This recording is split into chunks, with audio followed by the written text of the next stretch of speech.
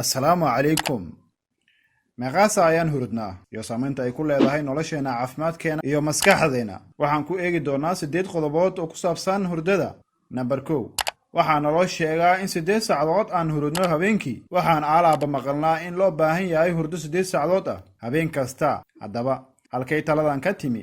cilmi baaris laga sameeyey daafaha caalamka oo lagu baarayay sida cudurrada ay ugu dhacaan dadka kala duwan ayaa la timid gebagebo. dadka wakhtiga yar hurda iyo kuwa hurdada ku daaha waxay u badan tahay in ay cudurro ku dhacaan, laakiin ma cadda in hurdada ay tahay waxa sababa cudurrada ama calaamad u tahay sababta xanuunka iyo nolol aan caafimaad lahayn.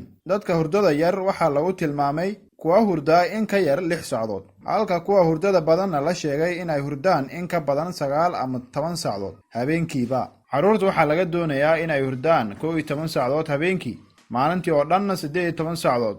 kuwa 10 jirada ah waxaa laga doonayaa inay hurdaan ilaa 10 saacadood habeenkii.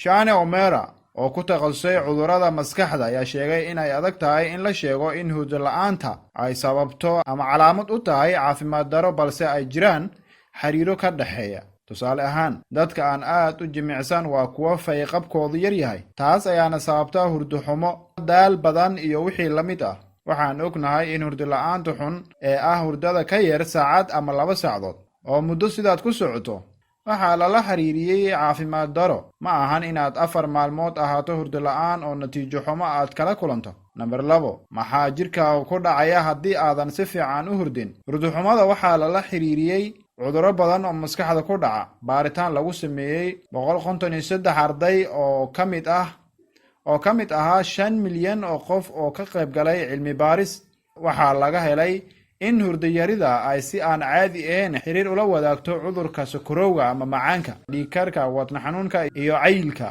daraasad ayaa muujinaysa in dadka hurdi waaya dhowr habeen oo isku xigta ay isku arki karaan calaamadaha cudurka macaanka. hurdo yarida ba'an ayaa waxyeelayso awoodda jirka uu isaga difaaco heerarka sokorta. cilmi baaris kale ayaa muujisay sida dadka hurda in ka yar 7 saacadood ay u nugul yihiin qabowga marka loo eego kuwa hurda ilaa 8 saacadood iyo in ka badan. sidoo kale hurdo yaraanta waxay dhibaataysaa shaqada maskaxda, taasoo sababi karta asaasaq. Number 3, waxaan u baahannahay hurdo kala duwan. marka aan hurdno waxaan marnaa marxalado kala duwan. marxalad kasta waxay ku dhammaataa 60 ilbiriqsi ilaa 100 daqiiqo. marxalad kasta waxay leedahay door u gaar ah oo la xiriira jirkeena inta aan hurdno. marxaladda koowaad waa lulmo, waa marxalad soo jeed iyo hurdo tartiib u neefsasho, jirkana u nasto, wadna garaacana u yaraado. marxaladda labaad waa hurdo khafiif ah, waxaad dareemi kartaa inaad soo jeedo, mararka qaarna wax ma dareemi kartid. marxaladda saddexaad waa hurdo qoto dheer, way adag tahay inaad si fudud ugu toosto hurdadan sababtoo ah waa xilliga jirkaagu uu samaynayo dhaqdhaqaaqa ugu yar. Number 4, dadka xilliyada kala duwan shaqeeya waxaa la sheegaa inay u nugul yihiin cudurro kala duwan. cilmi baarayaasha waxay ogaadeen in dadkan ay halis ugu jiraan cudurrada macaanka iyo cayilka. farqi weyn ayaa u dhexeeya dadka sida caadiga ah u shaqeeya iyo kuwa ay isbabedesho shaqadooda. hurdo la'aantu waa sababta saamaynta ugu weyn ku yeelata dadka shaqada culus qabta. Number 5, badankeena waxaan dareemaynaa hurdo yaraan. sida baryahan muuqato, dadka waxay qarka u saaran yihiin in aysan hurdinba. waxaa sii yaraanaya celcelis ahaan saacadaha dadka ay hurdaan. baaritaan lagu sameeyey 15 dal waxaa lagu ogaaday marxalado kala duwan. 6 waxaa ka muuqatay hurdo yaraan, 7 hurdi badni, 2 dalna natiijo isku dhafan. caddeymo badan ayaa muujinaya in saacadaha aan hurdno aysan wax badan iska bedelin jilaalkii ugu dambeeyey. laakiin haddii aad weydiiso in hurdada ay ku yar tahay, waxyaabo kala duwan ayaa kuu soo baxaya. haddaba maxay dad badan u sheegtaan daal? dhibaatada hurdada waxaa lala xiriiriyaa da'da iyo jinsiga. sida lagu xusay cilmi baaris lagu sameeyey 2,000 oo qof, waxaa la helay in dumarka da'dooda kala duwan tahay ay aad ugu adag tahay inay hurdo ku filan helaan marka la barbar dhigo ragga. xilliga ay hurdo la'aantu ku dhacdo dumarka waxay bilaabataa marka ay carruur dhalaan, marka shaqadu ku badan tahay iyo marka la duqoobo. Number 6, telefoonada oo dhalinta ku qasba soo jeed. khubarada hurdada waxay sheegeen in dhalinyarada da'dooda u dhexayso 10 ilaa 20 sano ay u badan yihiin 10 saacadood oo hurdo ah, laakiin kala bar ka mid ah ma helaan hurdo intaa la eg. sida ay xustay hay'adda caafimaadka UK ee NHS. Sariirta waxaa loogu talagalay nasasho, laakiin waxaa lala fuulaa waxyaabo faragelin ku yeesha hurdada sida laptopyada iyo telefoonada. iftiinka buluuga ah ee qalabka elektrooniga ayaana dareensiya hurdo yaraan. hawsha la hadalka asxaabta iyo daawashada TV-ga waxay kiciyaan maskaxdeena xilli loo baahnaa in ay nasiino gasho. Number 7, baaritaanka hurdo xumada oo sare u kacaya. Dad badan ayaa dhaqaatiirta u tagaya kuwaas oo ka cabanaya dhibaatooyinka hurdo la'aanta.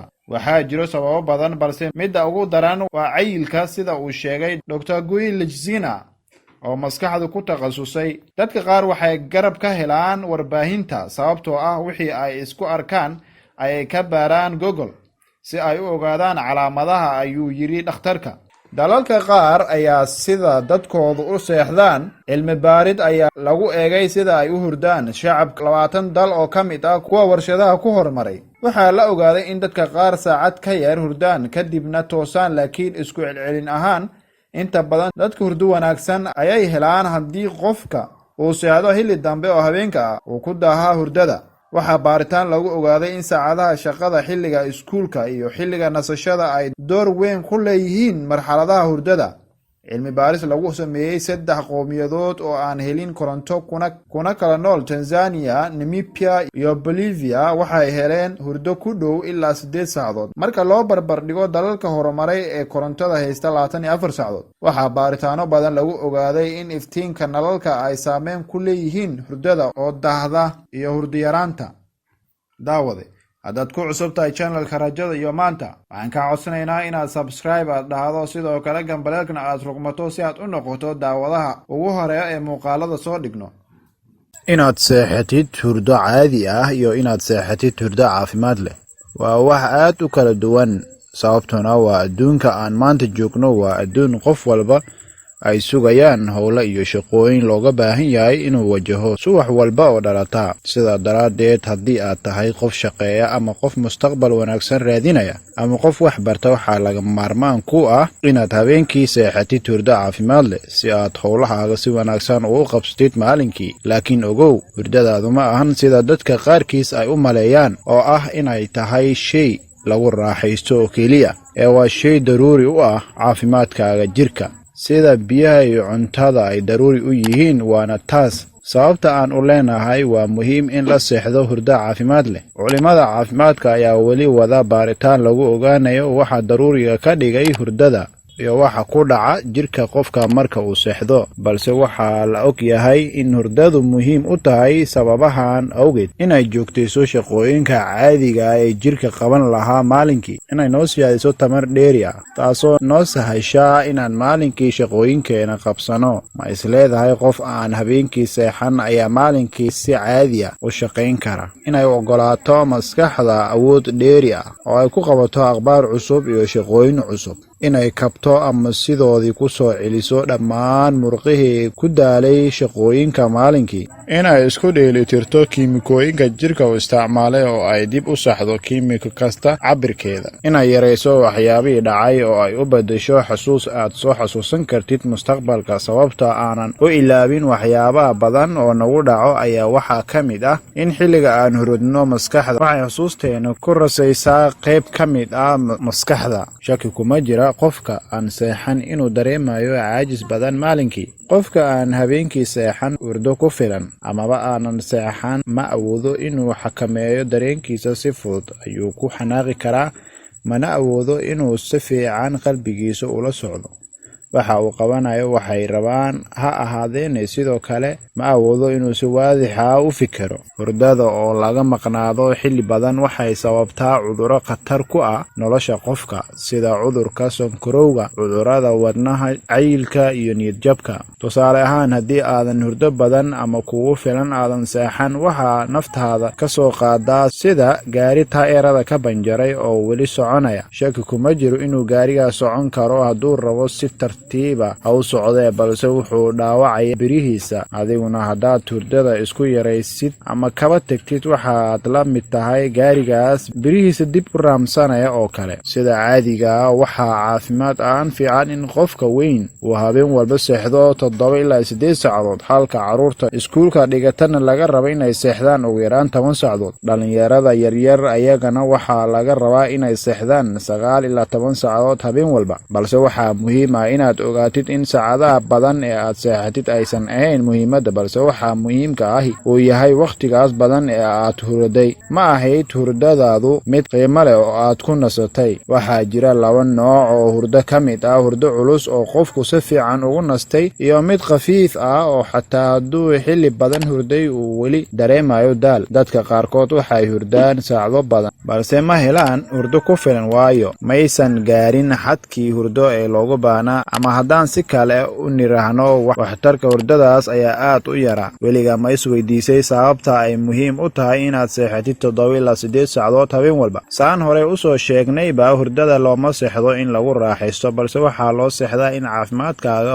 hagaagsanaado. Sidaa daraaddeed, haddii aadan helin hurdo kuga filan, waxaad la kulmaysaa dhibaatooyin aadan mas-uuliyadooda qaadi karin. Maskaxda oo ah xubinta aadka ugu badan hurdada ayaa isku dhex yaacda, waxayna isu qaldi kartaa amarada ay bixinayso. Tusaale ahaan, waxaan horey usoo sheegnay in dadka aan seexan ay caylaan, sababtuna waxay tahay waxaa jira dheecaano jirka soo daayo marka uu qofku gaajaysan yahay iyo markuu dharagsan yahayba. Maadaama maskaxdu hurdo la'aani ku dhacday, waxay noqonaysaa mid daalan oo isku dhex yaacsan. Sidaa daraaddeed waxay isku qaldaysaa amarada lagu soo daayo dheecaanadaas aan soo sheegnay, ayadoo markii aad dheragtid halkii laga rabay inay amarto soo daynta dheecaanka kuu sheegaya in calooshaada buuxdo oo loo yaqaano leptin, ay soo daynayso ghrelin oo ah dheecaanka sheegaya inaad weli gaajaysan tahay, taasoo sababaysa inaad cunto badan cuntid kadibna aad cayishid.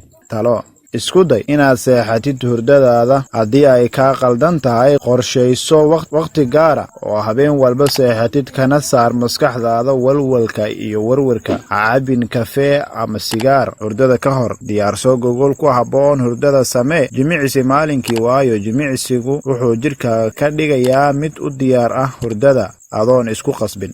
Waxaad nagala socoteen Rajada iyo maanta waxaanu ku soo qaadanay hurdada iyo faa'iidada ay leedahay seexashada, iyo in loo seexanayn in lagu raaxaysto oo keliya, balse loo seexdo in caafimaad lagu helo. Haddaad ku cusub tahay channelka, subscribe sidoo kale gambareelka furo si aan kuu soo gaarsiino muuqaalo tayo leh. Waad ku mahadsan tahay daawashadaada videoga. Haddaad ka heshay like saar, sidoo kale gaarsii walaalaha si ay ugu faa'iidaystaan. Mahadsanid.